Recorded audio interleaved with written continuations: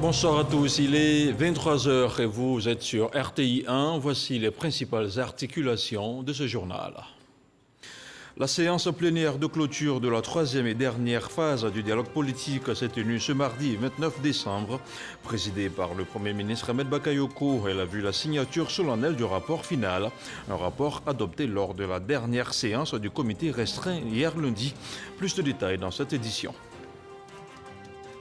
Présidée par Amadou Soumaoro, la cérémonie solennelle de clôture de la session ordinaire 2020 de l'Assemblée nationale s'est tenue en présence du chef du gouvernement, ministre de la Défense Ahmed Bakayoko, des présidents d'institutions, des membres du gouvernement et des représentations diplomatiques. À Abidjan, les fêtes de fin d'année riment avec la mauvaise conduite et son corollaire des accidents de la route. Sur le terrain, l'Office de la sécurité routière OSER mobilise ses agents. Objectif, réduire drastiquement le nombre d'accidents afin de sauver des vies humaines.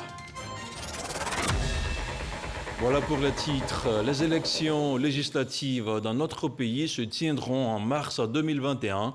C'est ce qui ressort des recommandations de la troisième phase du dialogue politique.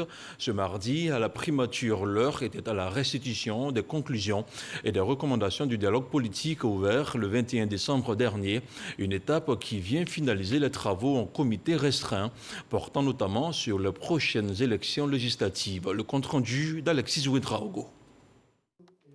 Organisation des élections législatives en mars 2021, renforcement de la sécurisation du processus électoral, levée du mot d'ordre de désobéissance civile.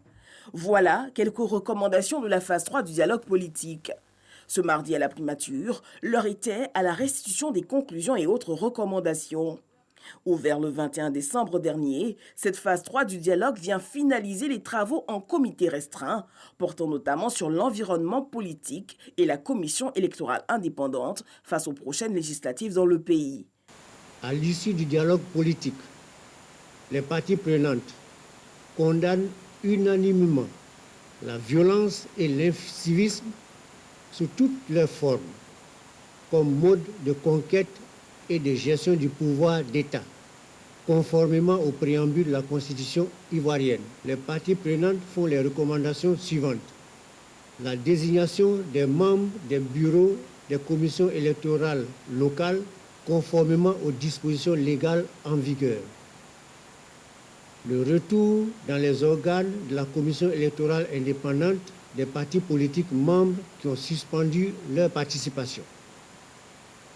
L'élargissement à d'autres partis politiques de la composition de la commission centrale de la CEI, conformément aux recommandations de la CEDEAO, sans préjudice de l'équilibre de celle-ci. Avec le dialogue franc qui a conduit les travaux, un consensus a été trouvé autour de la législative. Les élections législatives dont nous venons ensemble de décider de la tenue en mars 2021 permettront à nos compatriotes de choisir librement leurs représentants au sein de la prochaine Assemblée nationale. À présent, notre responsabilité à tous est de persévérer dans cette voie de la concertation pour consolider les acquis du présent dialogue politique. Je voudrais réitérer ma disponibilité et celle du gouvernement au dialogue. Ce dialogue, nous le souhaitons permanent. Entre autres propositions, l'amélioration du découpage électoral en maintenant les acquis, le financement public des candidats aux élections législatives, ainsi que la poursuite des discussions entre le président Henri Konan Bédié et Alassane Ouattara. Les participants ont souhaité le maintien du cadre de discussion permanent. Le chef du gouvernement, Ahmed Bakayoko, lui salue le large consensus dégagé. La présente séance plénière qui clôt les travaux de cette session du dialogue politique ouvre de nouvelles perspectives pour notre pays, résolument engagé sur le chemin du développement et de la croissance inclusive dans la paix et la cohésion sociale. À cette fin, joignons dans les tout prochains jours les actes aux engagements que nous venons de prendre. Partis, groupement de partis politiques teneurs de l'opposition, se prononcent au sorti de cette rencontre. Nous avons apprécié l'esprit de l'intervention du Premier ministre. C'est un esprit d'apaisement, un discours qui encourage à la paix et au dialogue, puisque ce dialogue sera toujours un dialogue permanent et les problèmes qui restent en suspens feront l'objet de prochaines séances. Pendant ces 3 jours, aucun parti n'a été absent. On a tous été présents. On a eu de longs jours, de longues nuits d'échanges. Et aujourd'hui, on peut noter une grande satisfaction, c'est qu'un apaisement, le process est engagé, c'est une dynamique. Il y a peut-être des points sur lesquels la plateforme de l'opposition a peut-être des réserves, mais nous notons que les élections législatives auront lieu en mars et que nous sommes dans une dynamique d'apaisement et que les présidents sont dans une bonne dynamique. Et pour nous, c'est donc un succès. Nous voulons également encourager les partis politiques à renoncer définitivement à l'usage de la violence, comme cela est inscrit dans les conclusions de ce document, de ce dialogue, qui, je le rappelle, mentionne des points qui ont fait l'objet d'accords entre toutes les personnes ayant pris part à ce dialogue. Nous les encourageons à faire en sorte que les actes suivent ces mots qui sont consignés là, et que la décrispation annoncée soit une réalité et que la renonciation définitive à des propos belliqueux, à des actes belliqueux cesse pour que les Ivoiriens respirent la joie en cette fin d'année. Le dialogue politique devra lui devenir un cadre permanent d'échange en vue de garantir la stabilité sur la scène politique. On continue à parler de la reprise du dialogue entre le pouvoir et l'opposition politique, un sujet qui intéresse de plus en plus les Ivoiriens, des populations qui nourrissent l'espoir de voir une Côte d'Ivoire définitivement unie et réconciliée. C'est un dossier signé et réalisé par Éric Goré. L'année 2020 s'achève dans quelques jours. L'actualité politique, quant à elle, suit son cours normal. Les Ivoiriens, eux, sont partagés entre préparatifs des festivités de fin d'année et actualité politique. Un seul mot leur revient à la bouche, paix en Côte d'Ivoire. Ça m'arrive souvent de prier pour la Côte d'Ivoire parce que je veux la paix, surtout la paix et l'amour dans ce pays-là. C'est dans ce contexte qu'intervient la reprise du dialogue politique. Ce dialogue est une lueur d'espoir pour ces Ivoiriens. Cette séance d'ouverture a suscité en nous beaucoup d'espoir, puisque le discours tenu a été un discours d'apaisement, un discours qui appelle à la confiance, un discours qui appelle également à œuvrer ensemble pour que la paix revienne dans notre pays. Vous savez qu'en tant que président de EDS, ayant pour référent politique le président Laurent Gbagbo, qui nous a toujours enseigné de asseyons-nous pour discutons. Je crois que nous sommes venus dans cet esprit de nous asseoir pour discuter et je pense qu'en discutant, on peut régler tous les problèmes et je pense que dans ce point, le gouvernement nous a donné l'assurance qu'on peut régler tous les problèmes. Nous avons toujours dialogué et ce n'est pas aujourd'hui que nous allons refuser le dialogue. Et le Premier ministre a fait une très bonne annonce, à savoir que nous allons reprendre et qu'il est très ouvert. En tout cas, nous voulons au niveau du Front populaire ivoirien et de l'AFD le remercier et remercier aussi le président de la République. Il n'est jamais trop tard pour mieux faire.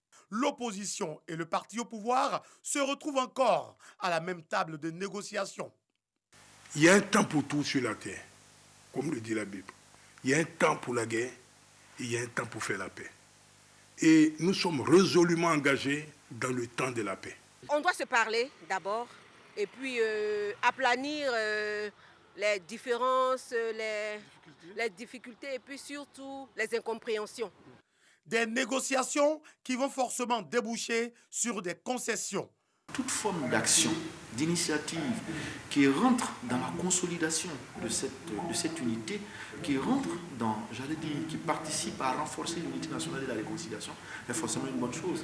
Si le président de la République et l'ensemble des leaders de l'opposition de notre pays estiment qu'à travers un gouvernement d'unité nationale, eh bien, on retrouverait davantage la réconciliation, où tous les Ivoiriens seraient heureux de travailler, de continuer de vivre ensemble, c'est certainement pas nous qui allons estimer que c'est une mauvaise idée.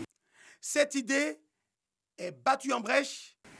L'opposition doit s'opposer selon les règles et les normes requises en la matière, et le parti au pouvoir doit gouverner pour montrer ce qu'il sait faire. Dans tous les cas, le dernier mot reviendra au président de la République. 2020 s'en va, mais elle aura été une année difficile. Vous savez, 2020, honnêtement, je suis pressé pour que cette année passe.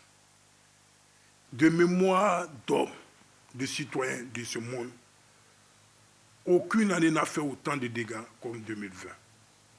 Moi-même qui vous parle, je suis là devant votre micro par la pure grâce de Dieu. C'est pourquoi il faut vite tourner la page et se concentrer sur l'avenir. J'espère que l'amorce de ce dialogue permettra à la Côte d'Ivoire, à partir de 2021, d'être résolument engagée sur le terrain du développement, parce que c'est de cela qu'il s'agit. Tant que le pays est devant, tant que le pays est debout, tant que le pays est au travail, personne ne sera laissé sur le bas-côté, personne n'aura donc à se plaindre. Le président de la République, par le biais du ministère de l'infrastructure routière, a programmé beaucoup de routes à reprofiler, même le bitumage. Et ça, déjà, ça a commencé. Prenons par exemple la route de Oumé-Gagnois. C'est pas rapport. Quand vous prenez par exemple la route de Zedi-Nekedi, que vous ne connaissez peut-être pas, aujourd'hui vous allez à Zedi librement. Il reste encore quelques tronçons, bien sûr, qui vont se faire. Vous allez dans la région de Kouakolo, dans la sous-préfecture de Kouakolo, vous y allez, il y a vraiment encore des endroits, mais c'est pas comme avant. 2021, année d'espoir pour la Côte d'Ivoire au regard de tous ces grands chantiers annoncés. Autre chose à présent, impraticable, les routes d'accès à cet village de la sous-préfecture de Gbolouville dans le département de Tiassalé seront bientôt un lointain souvenir. La cérémonie de lancement des travaux a eu lieu récemment dans le village d'Assenzé. C'était en présence du président du conseil régional de l'Agnébi-Tiassa. Le reportage de Kassoum Diarasouba est commenté par Samuel Dangui-Dangui. 7 villages de la sous-préfecture de Gbolouville dans le département de Tiassalé seront bientôt désenclavés. Ahua, Assenzé, Botende, Broubrou, 4 gros villages parmi les 7 concernés par le projet auront un accès facile à partir de la ville de Noussi et du village de Batera pour facilement rallier Tiassalé, le chef-lieu du département. C'est à Assenzé que le premier coup de pioche annonçant officiellement le début des travaux a été donné par le président du conseil régional de l'Agnébi-Tiassa, Piendou Ndemba. Ce sont 44,863 km de route en tout qui seront reprofilés dans le cadre de ce projet. Ça évite les accidents quand la route est propre. Bon, chacun roule prudemment. Nous sommes à notre deuxième phase de traitement du tronçon. Aussi, à UA, nous allons traiter cette voie qui va permettre aux populations de circuler 3 ans sans difficulté. Les routes d'accès au village de la sous-préfecture de Gbolouville sont devenues impraticables. Elles le sont davantage en raison de pluie, à l'instar des autres localités du département de Tiassalé. Les populations et les usagers de la route auront donc moins de difficultés pour mener leurs différentes activités. Avant-hier, c'était pour inaugurer les châteaux d'eau et l'usine de transformation d'eau. Nous avons commencé les petits chantiers à Botende, par un forage, le collège bientôt à Boussoué et à Binao, bientôt à Broubrou. Ces chantiers, nous devons les faire parce que nos parents les méritent. Les travaux de désenclavement des 7 villages de Gbolouville vont consister en un reprofilage lourd avec un traitement des points critiques afin d'assurer une plus grande durabilité aux routes. Ils vont durer 3 mois selon les responsables chargés de leur exécution. Je vous le disais il y a quelques instants, en ouverture de ce journal ouverte le 1er avril dernier, la session ordinaire de l'Assemblée nationale s'est refermée ce mardi. La cérémonie de clôture s'est tenue en présence de plusieurs présidents d'institutions de la République, des membres du gouvernement et du Premier ministre Ahmed Bakayoko. Dans son adresse, le président Amadou Soumaoro a tenu à féliciter l'ensemble des députés pour le travail abattu durant cette période. Il a aussi exhorté les populations à l'union et à la paix. Moussa Konaté. C'est la fin des travaux parlementaires à l'Assemblée nationale pour l'année 2020. La session ordinaire, ouverte le 1er avril dernier, se referme ce mardi 29 décembre. Durant cette période, les députés ont examiné 46 projets de loi, dont 16 projets de loi ordinaires, 26 projets de ratification et 4 projets de loi organiques. Le projet de loi portant statut des parlementaires, le projet de loi concernant les rois et chefs traditionnels de Côte d'Ivoire, les projets de loi concernant la fiabilité au niveau du nom sur l'état civil, vraiment beaucoup de lois importantes pour la cohésion sociale, pour la population ivoirienne. Les députés sont le socle du développement national puisque c'est à partir des lois des députés que l'exécutif, le président de la République et ses ministres mettent des opérations en cours. Et nous sommes satisfaits d'avoir fait ce travail parce que vous voyez le gigantesque programme du président de la République qui donne satisfaction au monde entier part sur le fondement des députés. La cérémonie de clôture de la session ordinaire de l'Assemblée nationale a enregistré la présence du Premier ministre Ahmed Bakayoko et des membres du gouvernement, des présidents d'institutions de la République et de représentants d'institutions internationales. Devant ce parterre de personnalités, le président de l'Assemblée nationale s'est réjoui de l'engagement des députés dans l'accomplissement de leurs tâches régaliennes. La session 2020 s'est tenue dans des conditions particulièrement difficiles en raison de la pandémie de la Covid-19. Cependant, ce contexte difficile n'a nullement entravé notre engagement dans la réalisation de notre mission. Nous avons dû réinventer notre mode de fonctionnement pour nous adapter à ce contexte, à l'instar des autres services de l'État. Le président Amadou Soumaoro a également appelé la classe politique à la paix et au dialogue. La paix est précieuse et indispensable au bien-être humain. J'invite donc de manière pressante la classe politique à s'approprier l'appel du président de la République invitant au dialogue afin de permettre à la Côte d'Ivoire de poursuivre son développement dans la quiétude et dans la sérénité. J'exhorte par conséquent tous les citoyens de notre pays à cultiver la paix par le dialogue, la cohésion sociale et l'unité nationale. Fini donc les travaux des députés pour l'année 2020. La prochaine rentrée parlementaire est prévue pour avril 2021, après les élections législatives. Et puisqu'on parle de paix suite aux affrontements de Guézon, le ministre de la Réconciliation est arrivé ce mardi en fin d'après-midi dans le département de Diokoué. Kouadio Konambertin est allé apporter la compassion du gouvernement. Il était accompagné des cadres et élus de Guézon. Il a au nom du gouvernement présenté les condoléances aux familles qui ont perdu un proche. Kouadio Konambertin a tour à tour rencontré les communautés en conflit et visité les sites sinistrés. Il a surtout exhorté la population à taire les querelles et à ne pas se faire justice. Le ministre de la Réconciliation a invité la population à œuvrer pour le retour de la paix et la cohésion sociale, surtout à l'orée de la nouvelle année. Comment réduire les accidents de la route en cette période de fête? C'est l'équation que tente de résoudre l'OSER, l'Office de la sécurité routière, qui a déployé ses agents en grand nombre sur le terrain. Des agents soutenus par des éléments de la police spéciale, de la sécurité routière, et qui auront la lourde tâche d'interpeller les automobilistes sur la conduite à tenir. Notre reporter Mamadou Kouassi était sur l'autoroute du Nord. Voici son constat. Axe Abidjan-Yamsoukro. Nous sommes sur l'autoroute du Nord.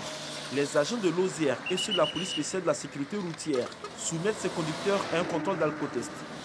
Nous sommes à l'opération de sensibilisation des usagers de la route en cette période de fête de fin d'année. Vous êtes fatigué, vous n'êtes pas le seul conducteur à la gare là-bas. Gardez, appelez. Si vous voulez forcer, vous allez retourner dans un ravin, votre vie est terminée, vous appelez notre conducteur et la société continue. Actuellement, c'est la période des fêtes. Madame va t'appeler à la maison pour te demander où tu as mis la clé du placard. Pendant que ton esprit est à la maison en train de chercher la clé, qui regarde la route. On ne fait pas ça. Si tu veux communiquer, tu gares. Tu finis de communiquer, tu prends la route et t'en vas. Pour les véhicules de transport en commun, les passagers sont également concernés par le message de sensibilisation. Il faut respecter les mesures élémentaires de sécurité routière. Et ces mesures élémentaires, c'est quoi? Le premier responsable du car, le conducteur, il ne doit pas prendre d'alcool pour conduire un véhicule. Il ne doit pas filer. La vitesse tue. Allons-y doucement. Mais si vous passez deux jours sur la route, c'est mieux qu'on va partir dire à votre famille Yako. Bonne arrivée est mieux que Yako. En plus des messages de sensibilisation, ces agents veillent également à l'état des véhicules et les surcharges. C'est le cas de ce véhicule en partance pour la ville de Taï, à l'ouest de la Côte d'Ivoire. Le véhicule sera immobilisé et déchargé. Vous allez jusqu'à Taï. L'état du véhicule que nous avons vu, c'est pas normal. Le chargement, c'est pas normal. Ça dit même qu'il est au-delà de la charge utile, ce qu'il peut prendre là. Il est au-delà et c'est mal chargé. Tout se pèse sur un seul essieu. Ça veut dire qu'il est en surcharge. Quand on regarde l'intérieur, c'est pareil. Vous-même, vous voyez comme moi. Sous les sièges, c'est pareil. Alors qu'il détient votre vie en main. Cette sensibilisation est bien accueillie par les conducteurs ainsi que les passagers. C'est un message qui est bon parce que ça nous met en sécurité. Il faut qu'on avertisse les chauffeurs pour qu'ils nous conduisent au moins très bien. Il y a 70 personnes dans le car et c'est la famille. Et ils ont des enfants aussi à la maison. Donc c'est moi que je tiens la vie en main. Donc vraiment ce qu'il vient de dire, ça m'a d'abord donné le conseil. D'ici je vais arriver à mon destination. Moi quand on m'appelle, si c'est gens, je préfère garer, faire mon téléphone avant de bouger. Voilà. Donc il y a des téléphones aussi, je peux donner à mon convoyeur. Il va lire ça aussi pour moi. Les agents du ministère des Transports soutiennent que cette opération vise à réduire les accidents de la circulation en cette période de fête de fin d'année. Nous voulons toucher le maximum des conducteurs parce que les statistiques sont claires. Il s'avère que 40% des accidents sont dus aux conducteurs. Mais nous profitons, lorsque nous interceptons un véhicule, nous nous adressons aux passagers. Parce que par moment, c'est nous les passagers qui incitons le conducteur à l'excès de vitesse. Monsieur le ministre souhaite vivement qu'il n'y ait pas d'accident afin que ces fêtes de fin d'année se passent sans pleurs dans une famille du fait d'un accident de la circulation. En plus de l'autoroute du Nord, différentes équipes de l'OSER et de la police spéciale de la sécurité routière sont déployées sur plusieurs axes routiers. La Côte d'Ivoire. Tout de suite, le point de la situation de la Covid-19 au 29 décembre 2020.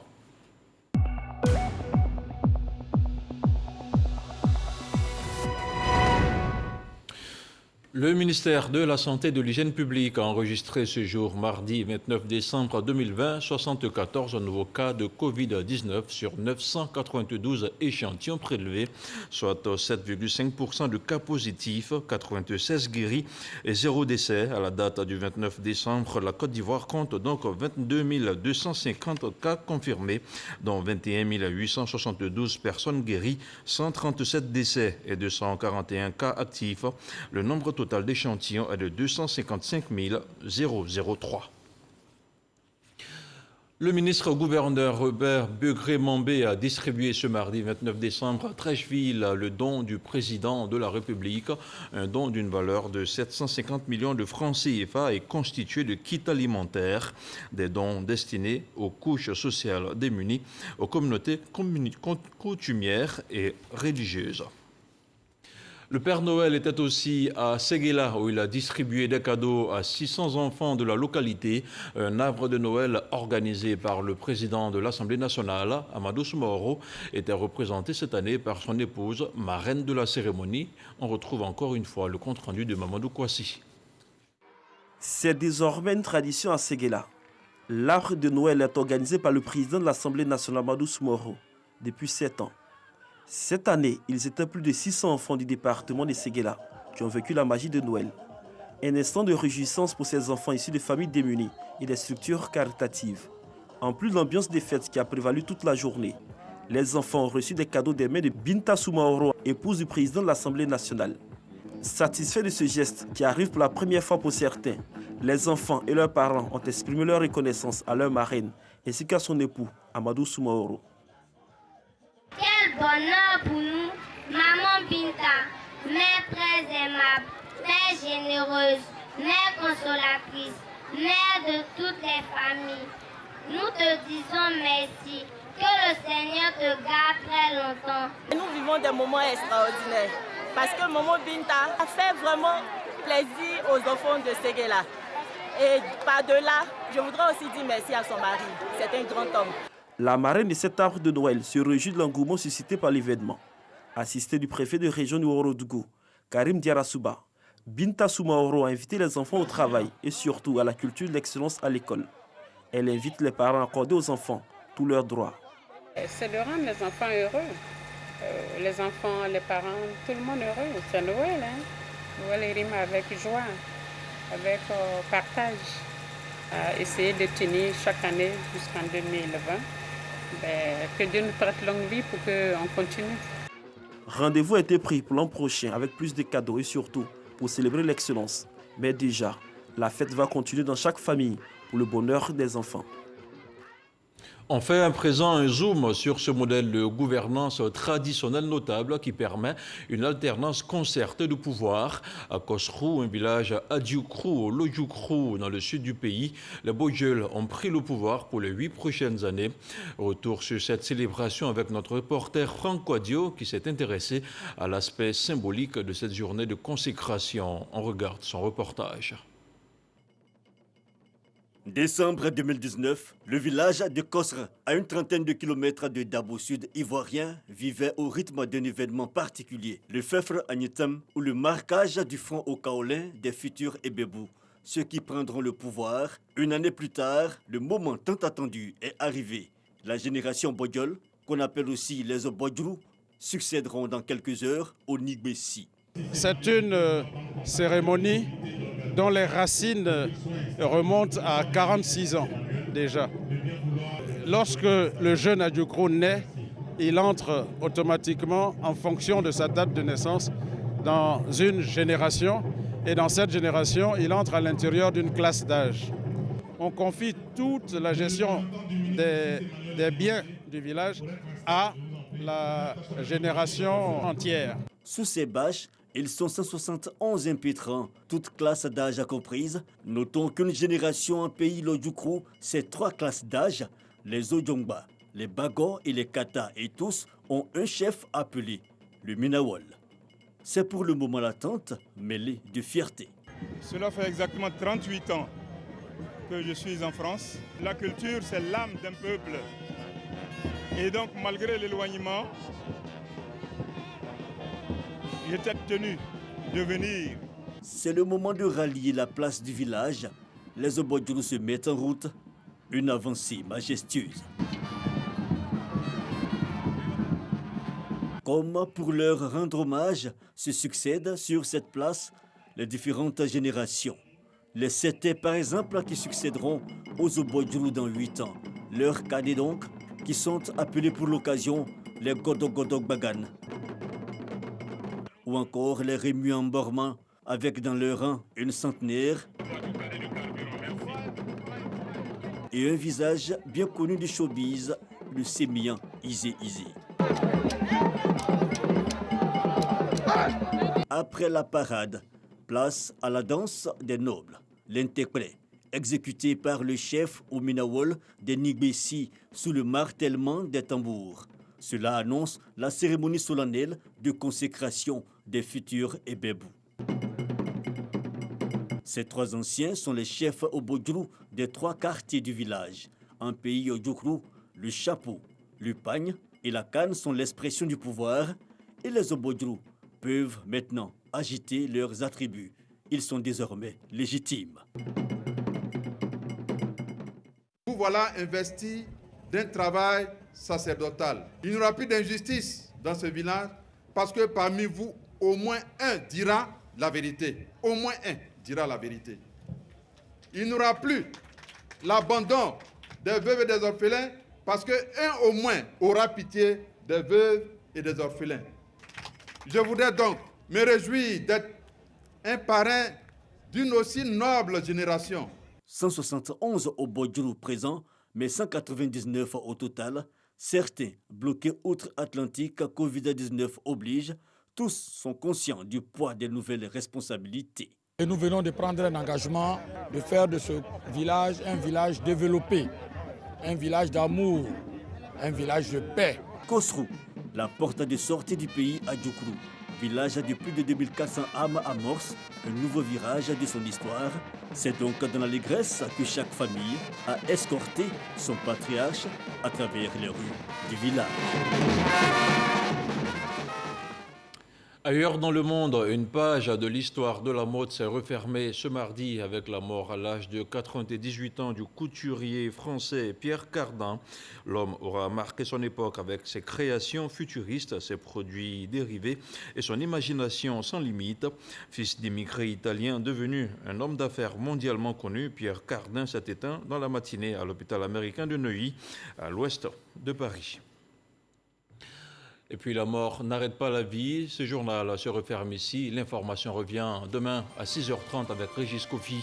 Bonsoir et que la paix soit chez vous.